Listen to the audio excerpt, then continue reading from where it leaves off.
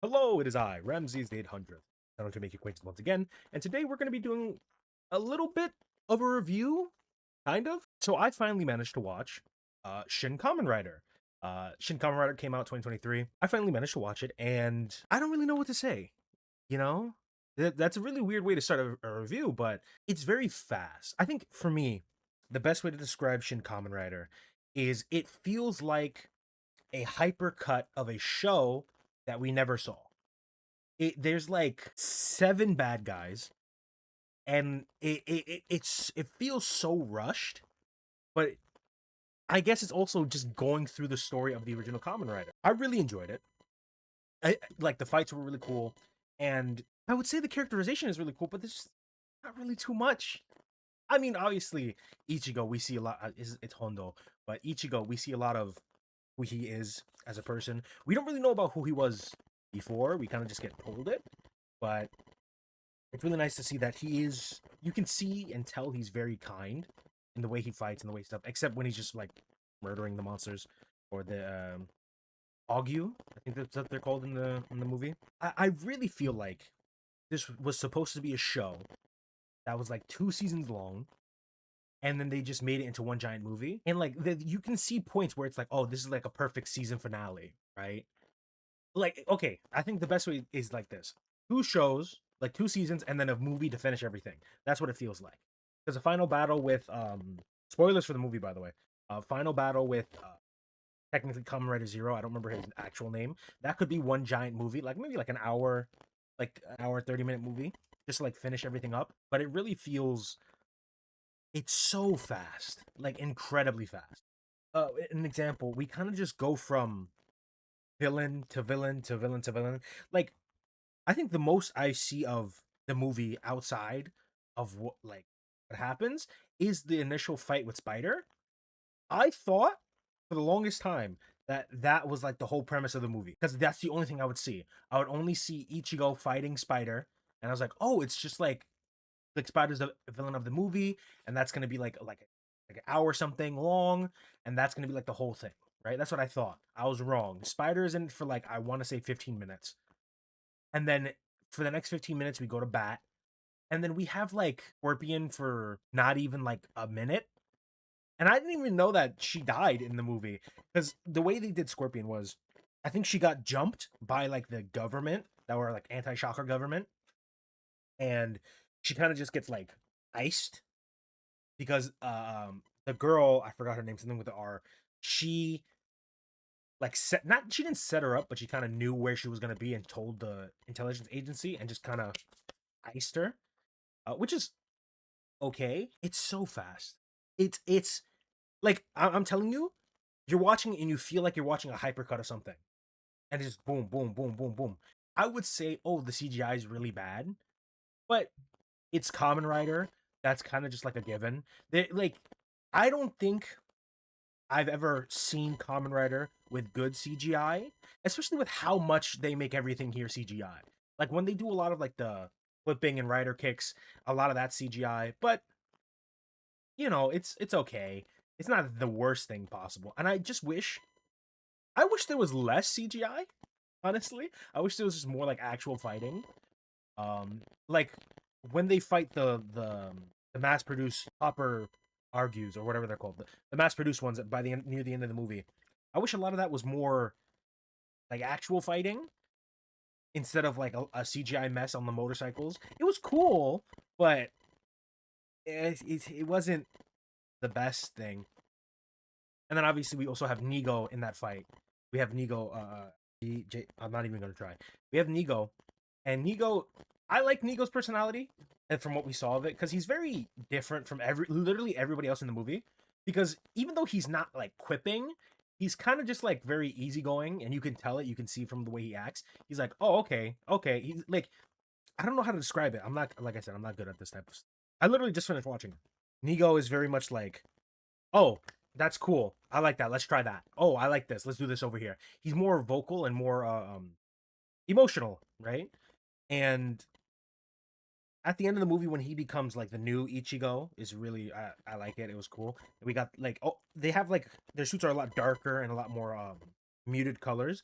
But at the end of the movie, after spoilers, I guess again, after Ichigo dies and Nigo technically becomes the next Ichigo, he gets like the helmet and he's like, I want to make the suit very bright, very shining, so that I can fight Shocker and be um more of like a symbol.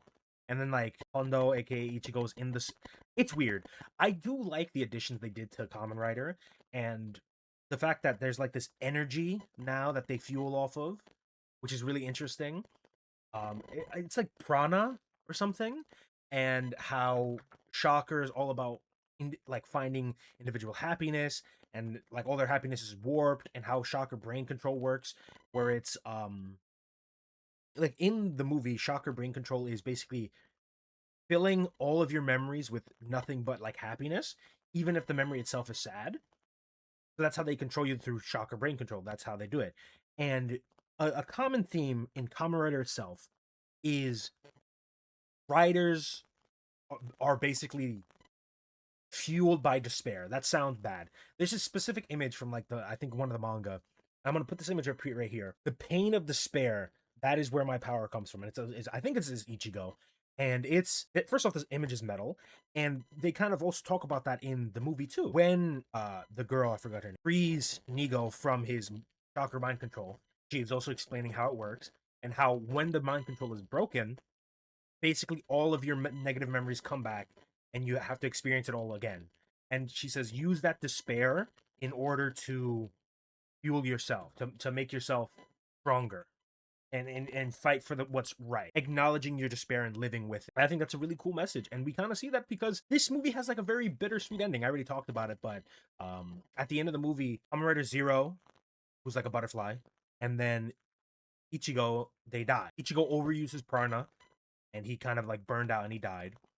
And the only one left was Nigo, and he was kind of just left to his own devices, which is kind of sad, but kind of has Ichigo because his soul or his prana was implanted into the helmet, which is where like I also like the kind of like the redesign where the suit isn't like it doesn't just materialize, like they have to wear the suit constantly. And I know like the way the power, like the wind power kind of works, it's kind of just how it already was. But when I'm telling you, whenever they hit like the poses, the like traditional rider poses, I was giddy because it was really cool. Like Ichigo and then Nigo when they do their stuff. I feel like this movie was missed potential. Truth, I would want to have seen more. Like, imagine if for those of you who've actually watched the movie, imagine if and like say the end of season one was the fight with the Hornet Argue, whatever they're called, with the Hornet monster who used to be the girl's friend, right?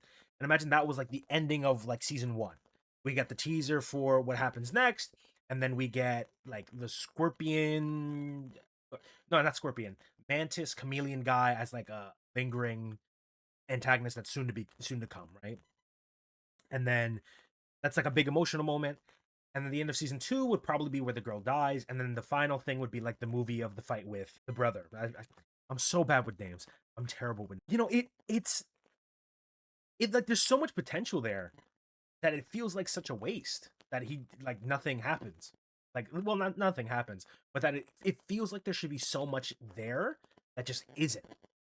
And I feel like it's kind of bad to hold a movie against something that they didn't have, but it just felt a little rushed. Not rushed. Well, it just felt it's very fast paced. It's very fast paced. I feel like I'm gonna keep talking about this hypothetical show because imagine if each of the Ogrews or whatever they're called had like 2 episodes, and it was like each season was like 6 episodes, and each of them had like 2 episodes to like do their whole thing. Like one's an investigation episode, and the next is like fighting episode, right? That'd be really cool. We get more time with the characters. We'd get more time with Ichigo. We get more time with the girl, whatever her name is.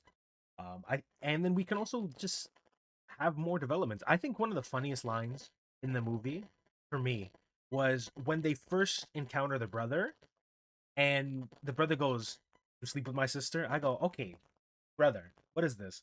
Why are you asking this?" And he was like, "No, I only see her like she's a friend. I don't see her like that," which is cool. But I feel like that line feels like it comes out of nowhere.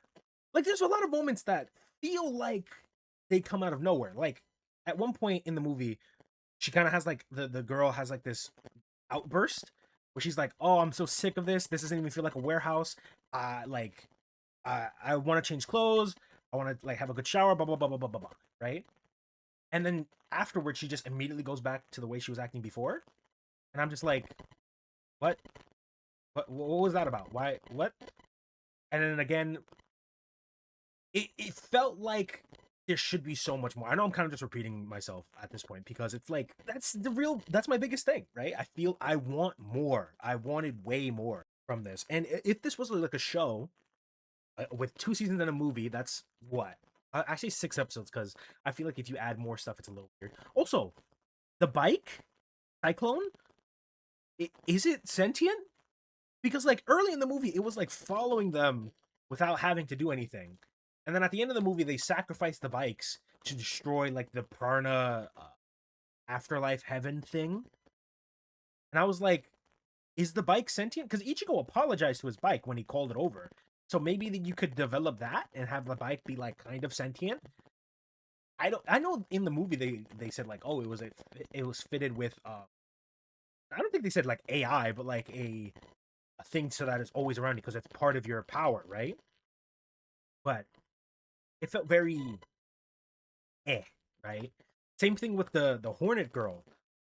She had a history with the girl. I just keep saying the girl with the girl with I don't really know. I don't know how to feel about it. We didn't really get any flashbacks to when she was a kid, even though I don't think they would really matter. But that whole thing felt weird. I do like that Ichigo didn't kill her. He was like, well, it's for I think her name starts with an R. Ruri, because the Hornet girl called her Rui, Rui. So I think it's Ruriko, something like that. And then like the chameleon guy appeared like in the middle of the show, and then appeared like in the middle of the movie, and then he kind of like had a very brief fight with Nigo, and then got killed very quickly. And I think a really good season finale for season 2, a hypothetical season 2, would have been the death of Ruriko. I think that's her name. Ruri. I'm just gonna call her Ruri. Death of Ruri. I feel like that would have been a really impactful uh, season finale, especially if, like I said, it was 2 seasons, and we had like 12 hours with this lady over the course of however long it would take, and it would have been, in my opinion, really good. I know I'm ranting. I need to see how other people think about this movie because I think it was rated pretty high, but to me, I like it. Would I ever watch it again? Probably no. I'd probably just stick to watching the clips from when Ichigo was fighting the Shocker agents who were a part of like Spider, uh, because that's like genuinely that's like one of the highlights of the movie. Even the final fight with the butterfly guy, it's cool, but again, it's so fast, you know. And obviously, like, and also I guess the fight with the hoppers are pretty cool, but most of the hopper fights are CGI, right? It's all CGI, and it's like also it doesn't make sense because the guy says, "Oh, they're each as strong as you," and I'm like, well, obviously no, because when Ichigo is fighting them, it takes 3 of them to stop one of his kicks, and I'm like, that's obviously not true. Um, but I guess that would be no. Even then, that doesn't really make sense. It's just the fact that there's a lot of them, right? Even if they're like a fifth of his, well, technically they're a third of his power. Because it took 3 of them to match one of his kicks. So if anything, they're really a third of his power. I don't know. It's not the best, but it is good. If you want to watch like a, it's not really even like it's like 2 hours something. Like 2 hours, right? If you want to watch like something with like a lot of quick Kamen Rider stuff, and you just like I want to watch it, just get it over with real quick. I recommend watching this movie because it is cool, right? You get a lot of classic Kamen Riders. It's not like flashy or anything, but there's a lot of like really cool moments, like when Ichigo and Nigo are fighting for the first time. That's really cool. When Ichigo transforms on the bike, I think that's for the first time, where he kind of like flips it, stands up, and just like takes in the wind.